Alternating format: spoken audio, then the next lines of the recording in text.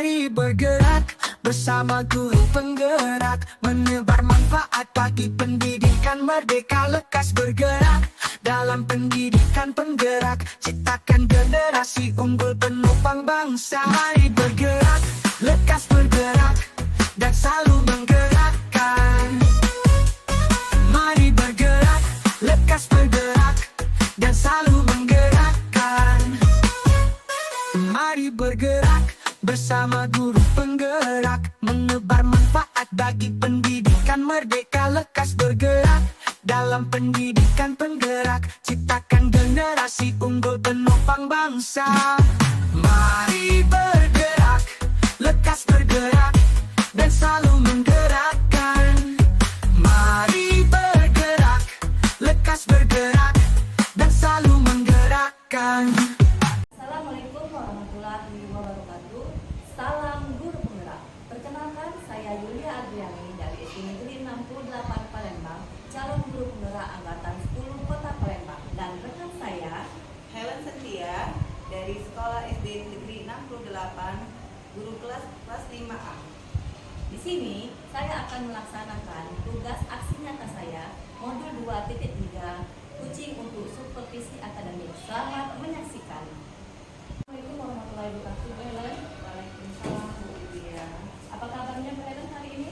Alhamdulillah baik Bu. Ibu Yulia gimana kabarnya? Alhamdulillah saya juga baik Bu. Hari ini kita akan adakan percakapan praobservasi ya Bu ya, di mana nanti saya akan mengamati jalannya proses pembelajaran yang akan Ibu lakukan di kelas ya, atau sebelum saya melakukan proses supervisi kelas ya Bu ya. Siap ya Bu? Ya, siap Bu. Oke. Baik Bu Helen, adapun tujuan dari supervisi adalah untuk mengetahui dan juga mengevaluasi jalannya proses pembelajaran yang akan Ibu lakukan di kelas ya. Dan mengapa kita melakukan percakapan praobservasi adalah mengetahui persiapan awal sebelum nanti Ibu Helen melakukan kegiatan pembelajaran agar lebih siap dan lebih percaya diri sehingga memberikan pembelajaran yang terbaik dan menyenangkan bagi murid, tentunya berpihak kepada murid ya Bu ya. Begitu ya Bu? Ya, baik Bu. Ya, di sini ada beberapa pertanyaan yang ingin saya sampaikan kepada Bu Helen ya. Yang pertama terkait dengan tujuan pembelajaran. Apa tujuan pembelajaran yang Ibu Helen ingin capai?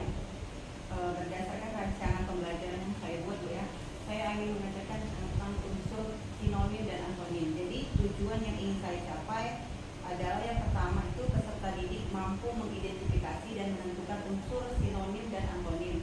Dan yang kedua, peserta didik mampu membandingkan kata sinonim dan antonim dengan cermat sehingga mereka dapat mempresentasikannya. Baik, tadi tujuan Ibu mengidentifikasi dan menentukan unsur sinonim dan antonim serta membandingkannya ya Bu ya. Baik. Kemudian bagaimana area perkembangan yang ingin Ibu Helen capai atau Ibu lakukan observasi Bu? Saya menggunakan dua aspek pengembangan Bu, yaitu pengetahuan dan keterampilan. Nah, kalau pengetahuan itu peserta didik mampu memahami unsur kata sinonim dan antonim dengan cermat. Dan kalau keterampilan, peserta didik mampu membuat kalimat sendiri Bu dari kata sinonim dan antonim.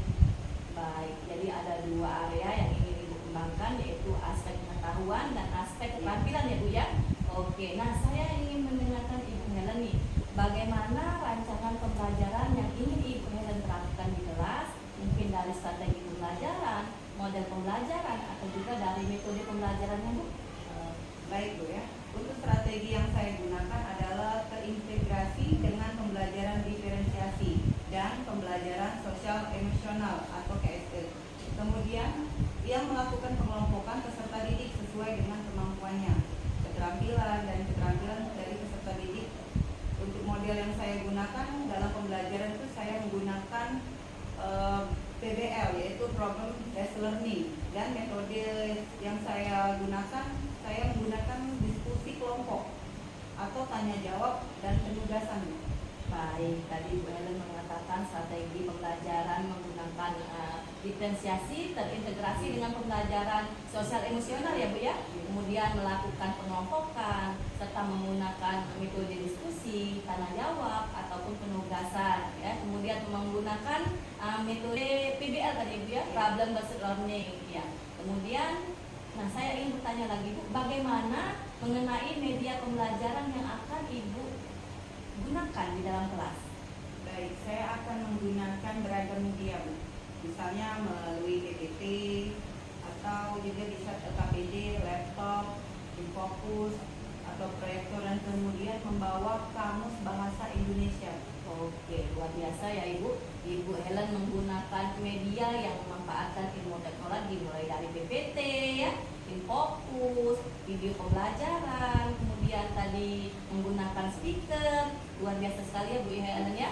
Oke, nah kira-kira nih Bu, kapan Ibu Helen akan melakukan kegiatan pembelajaran tersebut? Saya akan melakukan pembelajaran itu hari Senin, Bu. Insya Allah di jam ke-45 setelah dari istirahat di kelas 5A. Ya, baik. Jadi nanti hari Senin depan ya Bu ya, di kelas 5 saya akan datang ke kelas Ibu. Saya akan melakukan observasi ya, supervisi di kelas. Saya akan melihat dan mencatat hal-hal apa yang terjadi di dalam kelas ya Bu ya. Ya, baik, Bu. Oke. Nah, nanti setelah Ibu melakukan kegiatan pembelajaran di dalam kelas Ibu, nanti kita akan adakan percakapan pasca observasi yang nantinya akan didampingi oleh pengajar praktik juga ya Bu ya. Oke, Bu, siap, Bu. Sebelum kita akhiri Bu Helen, kira-kira apa yang Ibu dapatkan dari hasil percakapan kita ini Bu?